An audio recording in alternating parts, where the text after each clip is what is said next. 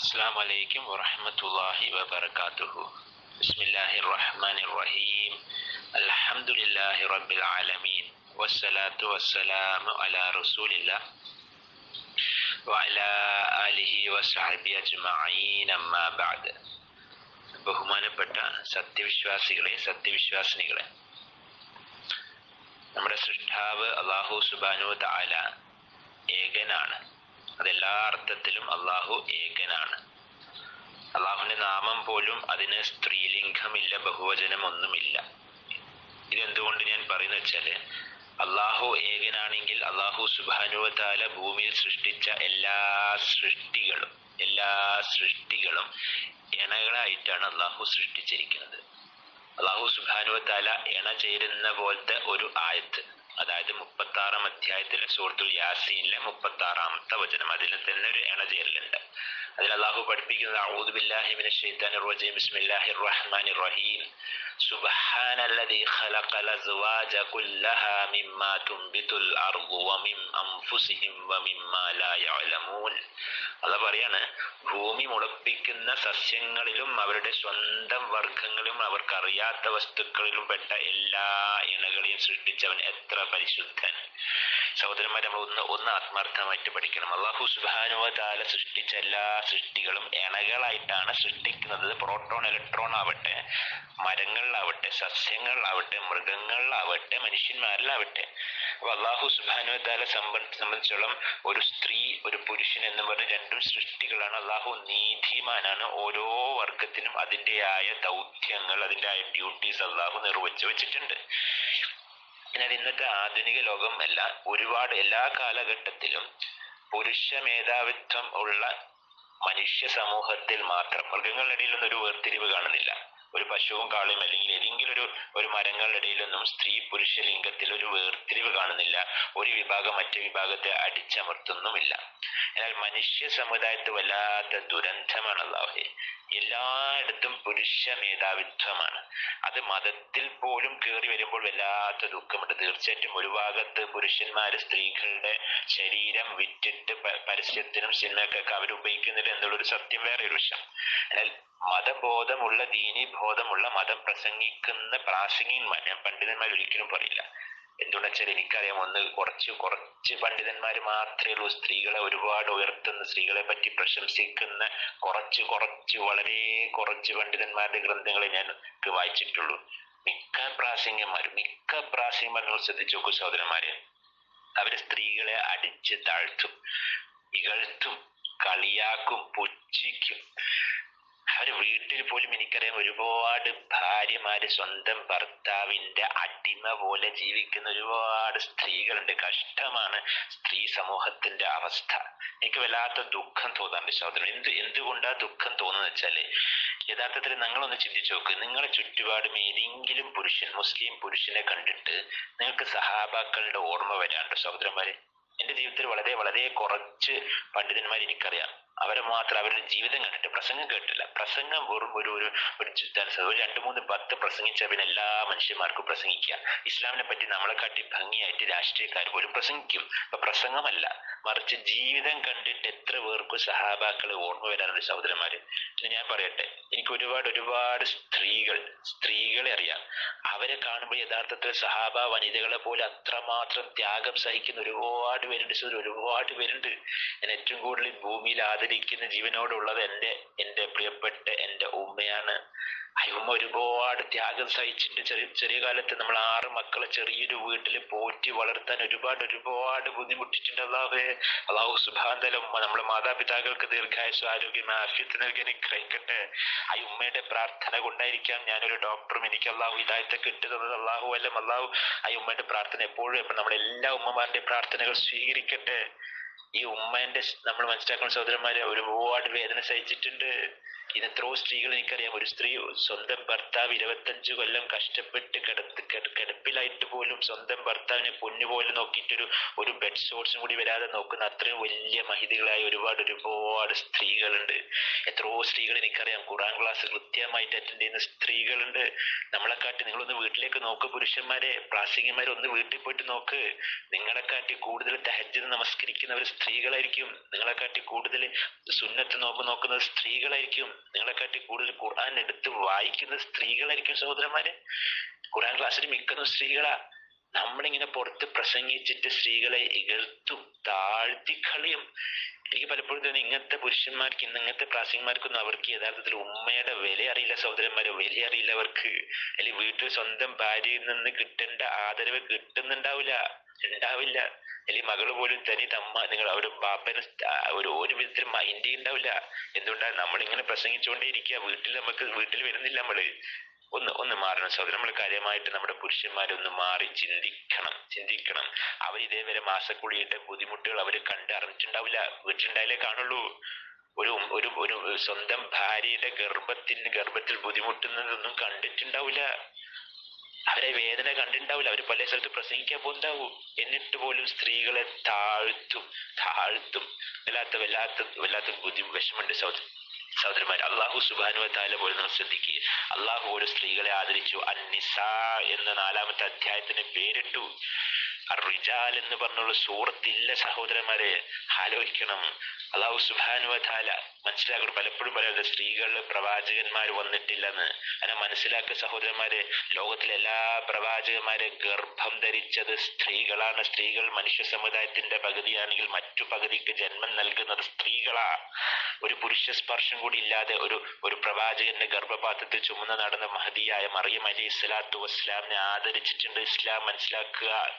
ആയിഷ റളിയല്ലാഹുവിന്റെ അപവാദം അള്ളാഹു ഖുർആനിലൂടെ അപവാദ പ്രചരണം നടന്നപ്പോൾ അള്ളാഹു സുബ്ഹാനഹു വ തആല ആയത്തുകൾ ഇറക്കിയിട്ടുണ്ട്. ഒരു സ്ത്രീകളുടെ സംശയം തീർക്കാൻ വേണ്ടിയിട്ട് സൂറത്തുൽ മുജാദിലയിൽ ആയത്തുകൾ ഇറങ്ങുന്നു.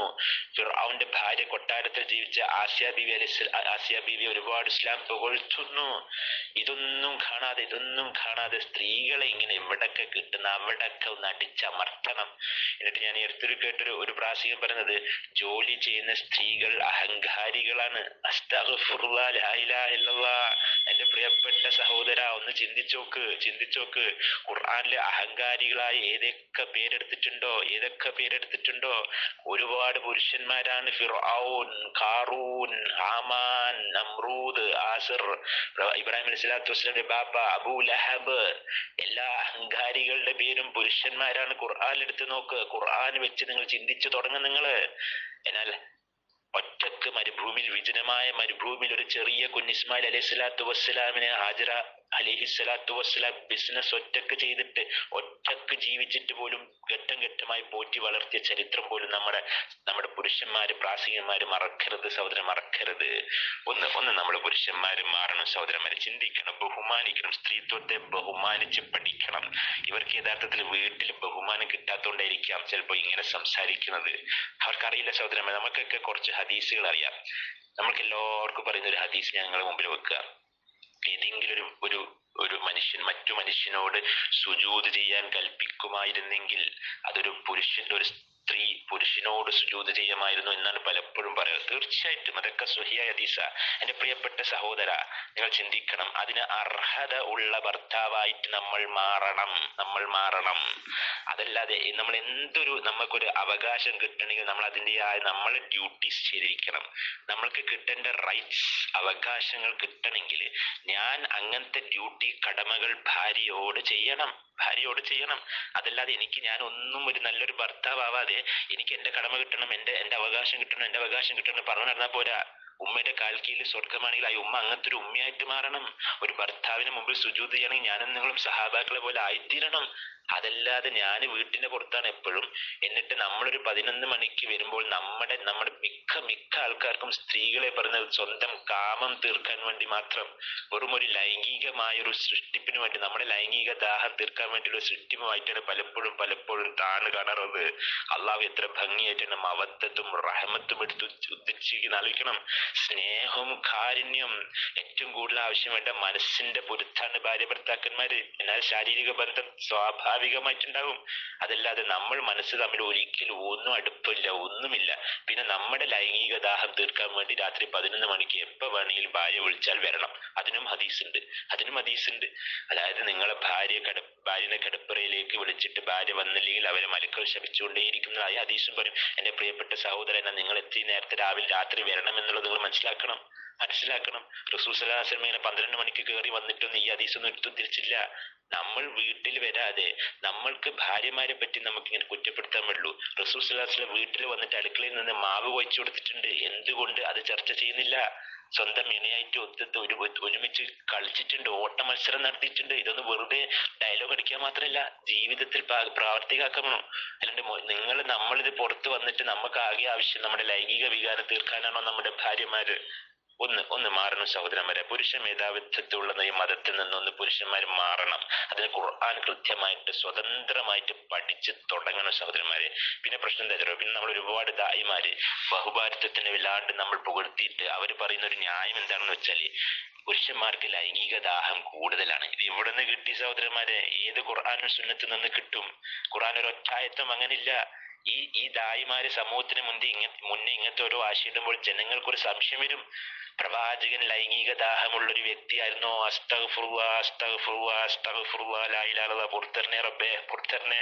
എന്റെ പ്രിയപ്പെട്ട മുഹമ്മദ് നബി സല്ലല്ലാഹു അലൈഹി വസല്ലമയുടെ ജീവിതം ഒരുപാട് പഠിച്ചിട്ട് പറയാ സഹോദരന്മാരെ, ഓരോ കല്യാണത്തിന് മതിയായ വലിയൊരു ലക്ഷ്യമുണ്ടായിരുന്നു. ഒരൊറ്റ ലക്ഷ്യം പോലും ലൈംഗിക ദാഹം തീർക്കാൻ വേണ്ടി ഉണ്ടായിരുന്നില്ല.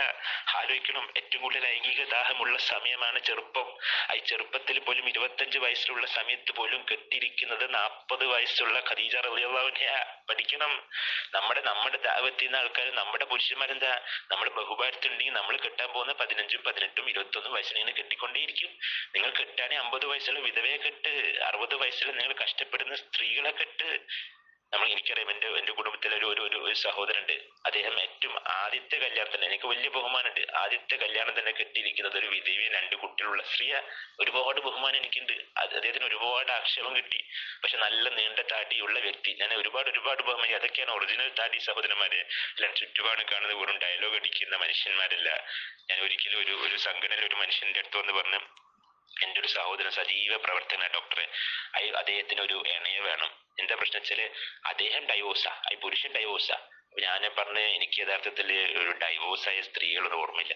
അല്ലല്ല, അദ്ദേഹത്തിന് ഫ്രഷ് കിട്ടണം. എനിക്ക് ഫ്രഷ് കിട്ടണം. ഇങ്ങനെ തന്നെ വാക്ക് സഹോദരന്മാരെ. ഡൈവോഴ്സായ പുരുഷന് പോലും കിട്ടേണ്ടത് ഫ്രഷ്, നല്ല ഭംഗിയുള്ള ചെറുപ്പക്കാരികൾ.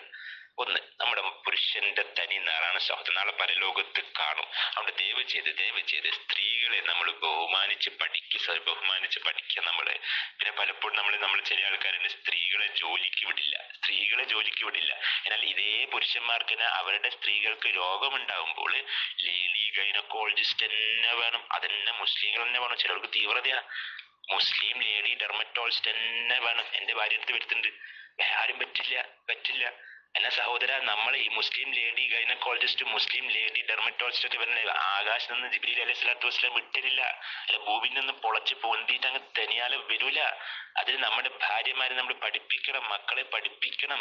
നമ്മളവരെ സപ്പോർട്ട് ചെയ്തിട്ട് പഠിപ്പിച്ച് സമൂഹത്തിന് ഉപകാരപ്പെടുന്ന സ്ത്രീകളാക്കി നിങ്ങൾ മാറ്റുക. ഞാൻ പ്രത്യേകിച്ചും പറയുന്ന സ്ത്രീകൾ എപ്പോഴും പഠിക്കണം, വിദ്യാസമ്പന്നരാവണം. എന്തുകൊണ്ടെന്ന് വെച്ചാൽ ഞാൻ മരണപ്പെട്ടാൽ എന്റെ ഭാര്യ ഇസ്സത്തോടെ സമൂഹത്തിൽ ജീവിക്കണം. എന്തുകൊണ്ട്? സമൂഹം അത്രയും വൃത്തിയുടെ സഹോദരന്മാരെ. അല്ലാണ്ട് ഇന്ന് നമ്മളെ സഹാബാക്കളെ പോലത്തെ പുരുഷന്മാരൊന്നുമില്ല. ഒന്ന് പഠിക്കുക സഹോദരന്മാരെ. പിന്നെ പറയാനുള്ളത് എന്താ വെച്ചാല് പലപ്പോഴും നമ്മൾ കേൾക്കുന്നതാണ് നമ്മുടെ പുരുഷ പ്രാസംഗികന്മാര് പറയുന്ന ഒരു ഹദീസാണ് സഹോദരന്മാർ. അതെന്താണെന്ന് വെച്ചാല്, നരകത്തിൽ അധിക പേരും സ്ത്രീകളാണ്. അതിന് കാരണം പറയുന്നത് അവര് സ്വന്തം ഭർത്താക്കന്മാരോടുള്ള കാണിക്കുന്ന അനുസരണക്കേട്. തീർച്ചയായിട്ടും അതൊക്കെ സ്വഹിയായ ഹദീസ സഹോദരന്മാരെ. പക്ഷെ അതിനെ നമ്മൾ എങ്ങനെ വ്യാഖ്യാനിക്കണം കൂടി നമ്മൾ കൃത്യമായിട്ട് പഠിച്ച് മനസ്സിലാക്കണം.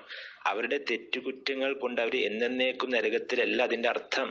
റസൂൽ സല്ലല്ലാഹു അലൈഹി വസല്ലം കൃത്യമായിട്ട് പറഞ്ഞു കൊടുത്തു. അതുകൊണ്ട് എന്റെ പ്രിയപ്പെട്ട സഹോദരിമാരെ, നിങ്ങൾ സദക്കകൾ നൽകുക. അപ്പൊ സദക്കകൾ നൽകിയ സ്ത്രീകൾക്ക് അത് പരിഹാരമായി അവർ രക്ഷപ്പെട്ടു. അവർ ചെയ്ത ചെറിയ തെറ്റുകുറ്റങ്ങൾക്ക് ചിലപ്പോൾ നരകത്തിൽ പോവുകയാണെങ്കിൽ പോലും സദക്കകൾ ഉണ്ടെങ്കിൽ അവർ നരകത്തിലാവില്ല, അവർ സ്വർഗത്തിലാകും. എന്നാൽ നമ്മുടെ പ്രിയപ്പെട്ട പുരുഷന്മാരെ നമ്മൾ മനസ്സിലാക്കണം. നമ്മുടെയൊക്കെ കുഴപ്പത സഹോദരന്മാർ, ഇസ്ലാം ഭംഗിയുള്ള മതമാണ്. മറിച്ച് നമ്മുടെ കുഴപ്പം എന്താ വെച്ചാൽ, വെറും പ്രാസംഗികന്മാരും പണ്ഡിതന്മാരും മൗലവിമാരൊക്കെ വെറും പുരുഷന്മാരും മാത്രമായോണ്ട് അതിനൊരു പുരുഷ മേധാവിത്വമുള്ളൊരു മതമാക്കി അവർ മാറ്റി. ഇനി അഥവാ ഏതെങ്കിലും സ്ത്രീകളെ മറ്റും ഭംഗിയായിട്ട് പ്രസംഗിക്കും, ഭംഗിയായിട്ട് വരാൻ അവരാരും ഉയർത്തൂല. വീട്ടിലെ പൂട്ടി വെക്കും, ഷെൽഫിലേക്ക് വെക്കും. ഖുർആൻ എങ്ങനെയാണോ വെച്ചിരിക്കുക അതേപോലെ നമ്മുടെ സ്ത്രീകളെ വീട്ടിന്റെ ഉള്ളിലെ ഷെൽഫിൽ പൂട്ടി വെക്കും. പുരുഷന്മാർ ശ്രദ്ധിക്കണം. നിങ്ങൾ 5 നേരം ജമാഅത്ത് പോയില്ലെങ്കിൽ നിങ്ങളിൽ നിഫാഖിന്റെ ലക്ഷണമുണ്ട് എന്നാണ് സഹാബാക്കൾ പഠിക്കുന്നത്. നരകത്തിന്റെ അടിത്തട്ടിലാവും. പുരുഷന്മാര് നിങ്ങൾ പലിശ വാങ്ങാണെങ്കിൽ നിങ്ങൾ അള്ളാഹുവിനോടും റസൂലിനോടും സമരപ്രഖ്യാപനം നടത്തിയെന്ന് കൃത്യമായിട്ട് പഠിക്കുക. പുരുഷന്മാരെ ശ്രദ്ധിക്കുന്ന സഹോദരന്മാരെ, അന്യ സ്ത്രീകളെ നിങ്ങൾ അനാവശ്യമായിട്ട് നിങ്ങൾ ദൃഷ്ടികൾ വെച്ച് നോക്കിയാൽ നിങ്ങൾ വ്യഭിചാരം ചെയ്ത പോലെയാണ്. ഇതൊന്നും പുരുഷന്മാർ മനസ്സിലാക്കുന്നില്ലല്ലോ. ഇനി നിങ്ങൾ ചിന്തിച്ചു നോക്കുക, ഒരുപാട് പ്രാസംഗികന്മാര് കോഴിക്കോട് നിന്ന് ഗൾഫ്, കോഴിക്കോട് നിന്ന് ജിദ്ദ, കുവൈറ്റ്, ഷാർജ, ഇവിടെ ഇങ്ങോട്ടൊക്കെ ഇങ്ങനെ പോകുന്നുണ്ട്. അങ്ങോട്ടും ഇങ്ങോട്ടും ഒരുപാട് യാത്രയുണ്ട്, പ്ലെയിൻ യാത്ര ചെയ്യുന്നുണ്ട്. ഇതൊക്കെ നാളെ അള്ളാഹു സുബ്ഹാനഹു വ തആല മുമ്പിൽ ഈ ഫ്രീ യാത്രകൾക്ക് എങ്ങനെ നിങ്ങൾ ബോധ്യപ്പെടുത്തുമെന്ന് കൃത്യമായിട്ട് മനസ്സിലാക്കുക സഹോദരന്മാരെ. അതല്ലാതെ സ്ത്രീകളെ മാത്രം നരകത്തിലിട്ടിട്ട് നമ്മളിങ്ങനെ സ്വർഗത്തിൽ വളരെ വിലസിയിരിക്കുന്നത് ദയവ് ചെയ്ത് തെറ്റിദ്ധരിച്ചു പോയിട്ട് സഹോദരന്മാരെ. ഇന്നത്തെ വലിയ പ്രശ്നം എന്താ വെച്ചാല്, ഒരു വലിയ പണ്ഡിതൻ പറയുന്നുണ്ട്, യഥാർത്ഥത്തില് ഒരു പെൺകുട്ടി ജനിക്കുമ്പോൾ ഒരു ബാപ്പയുടെ സ്വർഗത്തിന്റെ കവാടം തുറന്നു. ഒരു ഭാര്യ വരുമ്പോൾ മാത്രമാണ് പുരുഷന്റെ ദീൻ പൂർത്തിയാകുന്നത്. എന്നാൽ ഒരു മാതാവിന്റെ കാൽ കീഴിലാണ് സ്വർഗം. ഇസ്ലാം സ്ത്രീകൾക്ക് കൊടുത്ത ആദരവ് യഥാർത്ഥത്തിൽ ഓരോ പുരുഷന്മാരും മനസ്സിലാക്കിയിട്ടുണ്ടെങ്കിൽ ഓരോ പുരുഷന്മാരൊരു സ്ത്രീയായിട്ട് ജനിക്കുമെന്ന് ആഗ്രഹിക്കുമായിരുന്നു. അതോടെ സ്ത്രീത്വത്തെ ബഹുമാനിക്കുക സഹോദരന്മാരെ.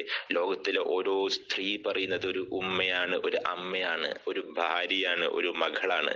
അപ്പോൾ സ്ത്രീത്വത്തെ ബഹുമാനിക്കണമെങ്കിൽ ഏറ്റവും ആദ്യം ഞാനും നിങ്ങളും ചെയ്യേണ്ടത് എന്താണെന്ന് വെച്ചാൽ നമ്മൾ കൃത്യമായിട്ട് പഠിക്കുക.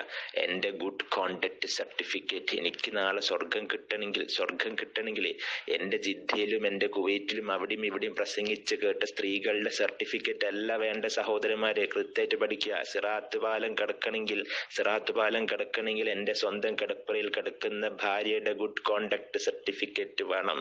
അതുകൊണ്ട് ഓരോ മനുഷ്യന്മാരും നല്ല മകനായി പഠിക്കുക, നല്ല ഭർത്താവായിട്ട് നമ്മൾ മാറുക, നല്ല ഭാപ്പിയായിട്ട് മാറുക.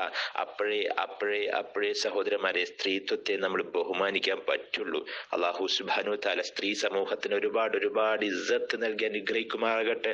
അള്ളാഹു സുബ്ഹാനഹു വ തആല നമ്മൾ ഓരോരുത്തരും ഏറ്റവും നല്ല മകൻ, ഏറ്റവും നല്ല ഭർത്താവ്, ഏറ്റവും നല്ല ഭാപ്പിയാക്കി തീർത്ത് നമ്മളെയും നമ്മുടെ ഇണകളും നമ്മുടെ മാതാപിതാക്കളും കുട്ടികളെ കൂടി നാളെ പരലോകത്ത് ജന്നാത്തുൽ ഫിർദൗസിൽ ഒരുമിച്ച് കൂട്ടി അനുഗ്രഹിക്കുമാറാകട്ടെ. ആമീൻ. അസ്സലാമു അലൈക്കും വറഹ്മത്തുള്ളാഹി വബറകാതുഹു.